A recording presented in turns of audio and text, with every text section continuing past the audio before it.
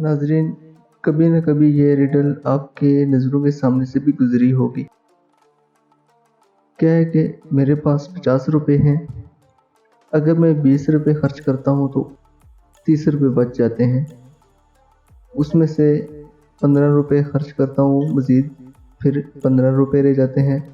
और अगर 9 रुपए और खर्च करता हूँ, 6 रुपए रह जाते हैं।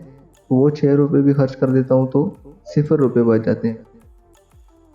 तो अगर मैं स्पेंड की हुई रकम को टोटल करूं तो ये 50 पूरे बन जाते हैं। लेकिन ये क्या कि जब बैलेंस को मैं जमा कर रहा हूँ तो ये तो 51 रुपये बन जाते हैं। अब सोचने की बात ये है कि ये 1 रुपया कहाँ से आया, क्या आप बता सकते हैं? आइए इस रिडल को सॉल्व करते हैं।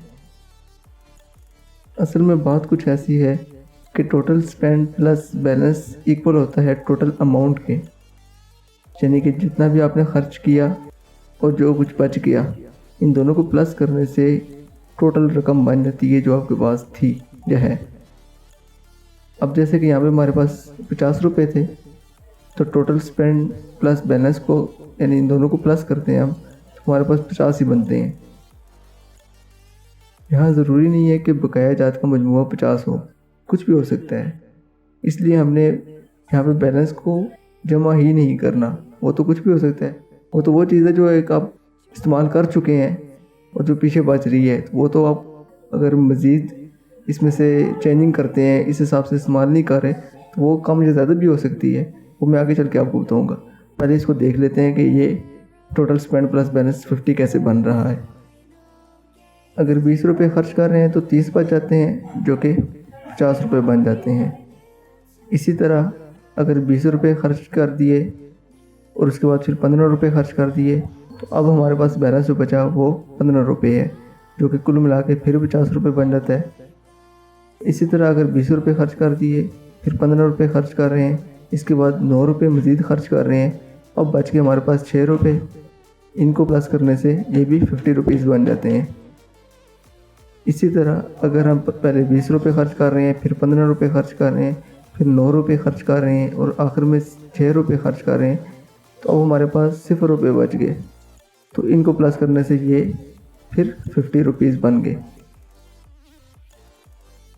अब हम एक और हिसाब को देख लेते हैं कि यहाँ पर भी मेरे पास 50 रुपये हैं, लेकिन पहले मैं 10 रुपये खर्च कर रहा हूँ तो मेरे पास 40 रुपये बच जाते हैं। फिर मैं उसमें से 5 रुपये और खर्च कर रहा हूँ, तो अब मेरे पास 35 रुपये बच जाते हैं। फिर मैं उसमें से 5 रुपये और खर्च कर रहा हूँ, तो अब मेरे पास 30 रुपये बच गए। अब मैंने वो 30 के 30 ही खर्च कर दिए, तो मेरे पास 0 रुपये बच गए। तो जो स्पेंड किए मैंने वो तो टोटल 50 रुपये हो गए, क्योंकि मेरे पास थे ही 50। लेकिन जो बैलेंस था, देखें अब उसको काउंट करें, वो तो 105 रुपये बन गए। यानी कि ये आपको सिर्फ कंफ्यूज करने के लिए 51 रुपये लिखा हुआ था। ये तो आपको मैंने बताया कि कुछ भी हो सकता है। हम खर्च करने के बाद बाकी छोड़ देते हैं, तो जब इसमें से मज़ीद खर्च करते हैं तो वो तो कम हो गई है, ख़त्म हो गई है, वो तो 0 तक आ रही है। यानी आप काउंट उसको करेंगे जो स्पेंड कर रहे हैं। ये तो तब आप काउंट करेंगे जब ये आपके पास होंगे। तो जब आपके पास नहीं है तो ये तो स्पेंड वाले को शामिल कर सकते हैं, बैलेंस को शामिल नहीं करना। असल चीज़ ये थी कि बैलेंस को काउंट ही नहीं करना। बैलेंस एक ही सूरत में काउंट होगा, जब वो आपके पास है।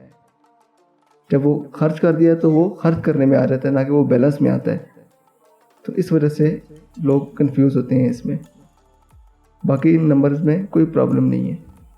बहुत शुक्रिया आपका वीडियो देखने का। अगर ये वीडियो आपको पसंद आई हो तो इसको लाइक करना मत भूलिएगा, और अगर आपने हमारा चैनल अभी तक सब्सक्राइब नहीं किया तो हमारे चैनल को भी सब्सक्राइब कर दें। बहुत शुक्रिया।